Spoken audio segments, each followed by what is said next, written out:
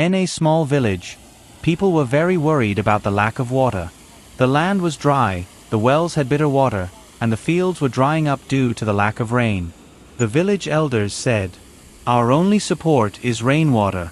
If we don't stop it, it will be difficult for all of us." When it rained, the water would flow into the valleys, but the villagers decided that this time they would not let the water go to waste. Everyone together built a dam with soil, stones, and wood to stop the rainwater. The women also kept carrying soil with the men, and the children helped fill the water.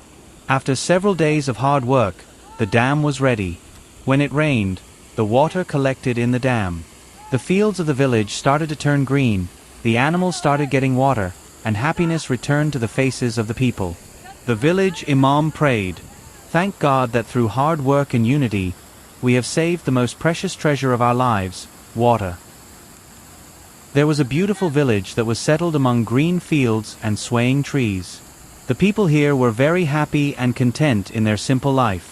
The real reason for their prosperity was that they trusted in their hard work instead of depending on anything. These people would wake up before sunrise, pray and go to the fields, and devote their lives throughout the day to making the land fertile. They had the belief that hard work was never wasted. From childhood, children would see their parents working in the fields from morning to evening, driving bullock carts, drawing water, and sowing seeds. Despite all this, instead of exhaustion, their faces would be filled with joy and peace. The elders of the village often said, "He who sows the seeds of hard work reaps the harvest of happiness." These people were not only hardworking but also extremely brave. In difficult times, they would stand firm like a lion. If sometimes the rains were scarce and there was a shortage of water, instead of giving up, they would come up with some new solution.